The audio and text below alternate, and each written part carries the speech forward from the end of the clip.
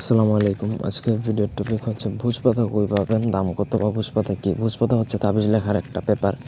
সাদা কাগজে তাবিজ লেখলে হয়, বাট সাদা কাগজে তাবিজ লেখা ঠিক না, এটা নষ্ট হয়ে যায় খুব দ্রুত। কিছু কিছু ক্ষেত্রে হয়ই না, কিছু কিছু ক্ষেত্রে তাবিজের নিয়মই দেওয়া থাকে যে আপনাকে এটা ভুজ পাতায় লিখতে হবে, অন্য কোনো পাতায় লিখতে পারবেন না। মোট কথা, তাবিজ লেখার মধ্যে যেই পেপার ব্যবহার করা হয় সেটাই হচ্ছে ভুজ পাতা।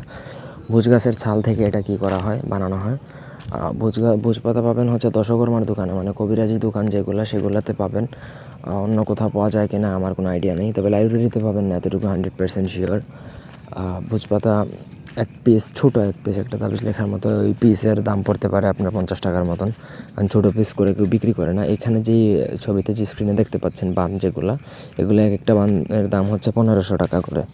আপনি দেখতে পারেন, এর থেকে কমে পাইলেও পাইতে পারেন, আমার জানা নাই। এগুলো বিশেষত ইন্ডিয়া থেকে আনা। আপনাদের যদি কারো প্রয়োজন হয় আমার সাথে যোগাযোগ করে নিতে পারবেন কুরিয়ারে। ধন্যবাদ সবাইকে।